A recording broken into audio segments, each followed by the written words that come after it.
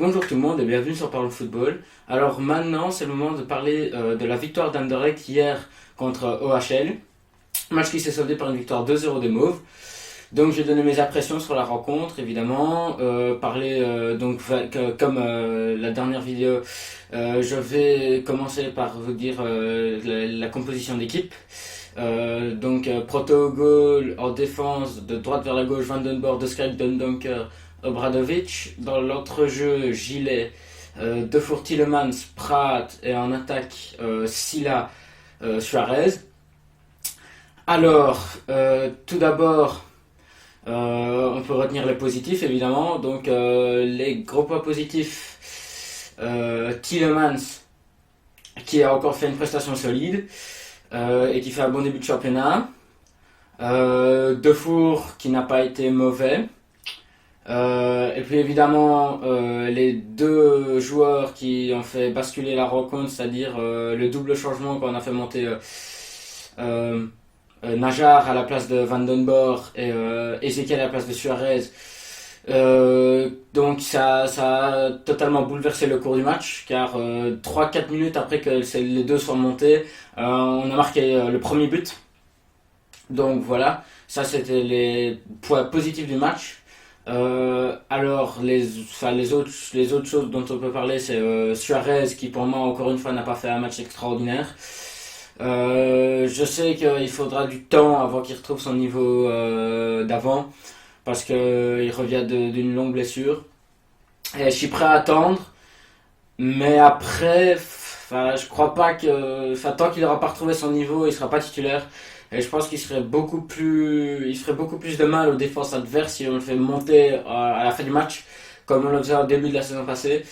Donc, je pense que dès le prochain match contre Gand, il sera sur le banc. Parce qu'une fois qu'il est sorti, ça a permis aussi à Prat de se libérer, parce que Suarez, quand il joue, il joue officiellement sur la feuille de match, il joue en pointe, mais il décroche souvent. Ce qui fait que Suarez et Prat se marchent souvent dans les pieds. Et donc on ne voit pas beaucoup Pratt. Une fois que Suarez est sorti, Pratt s'est libéré pendant le match. Et donc on voyait beaucoup plus Pratt qu'auparavant. Autre point négatif, Obradovic, qui n'a encore une fois pas fait un grand match. Que ce soit offensivement, défensivement. Faudra du temps, les automatismes, etc. Parce qu'avec la nouvelle tactique d'Asie, les arrières latéraux doivent gérer tout le flanc, offensivement et défensivement. Je sais pas s'il en est capable. Pareil avec Van den Borre, qui n'est de toute évidence pas encore prêt physiquement. Il a du mal. D'ailleurs, on a bien vu quand on a fait monter Najar, même défensivement, il était beaucoup mieux que Van den Borre. Donc voilà, première mi-temps on était médiocre, parce que Louvain nous compterait bien notre tactique. Ils avaient quelques bonnes phases où ils faisaient bien circuler la balle. Donc pour la première mi-temps, on a eu plus de difficultés. OHL nous compterait bien. Il faisait un pressing haut. Il faisait un pressing haut, un pressing soutenu. Mais ça a duré pendant 1 heure. Puis à partir de la 60e minute, ils ont commencé à avoir plus de mal physiquement.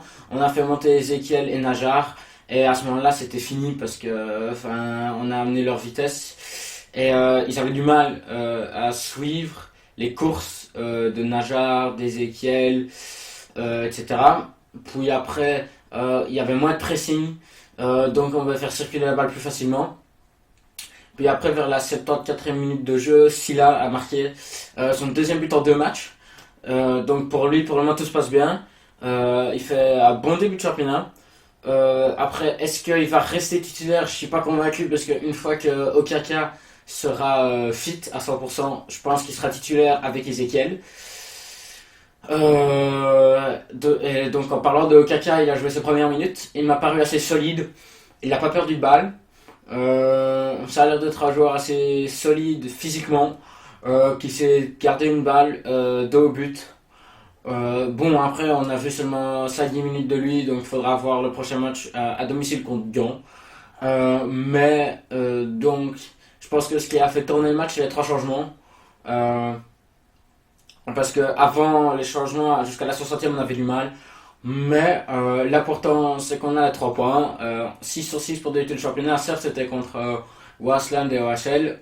Mais quand on regarde par rapport à d'autres grands comme le Standard ou Bruges qui ont perdu leur premier match, je pense que c'est déjà bien. Donc, bon début de championnat. Dimanche, ça va être le premier vrai test face à une équipe gortoise qui n'a pas encore l'air tout à fait d'être, qui n'a pas encore tout à fait l'air d'être rentrée dans son match, dans son championnat.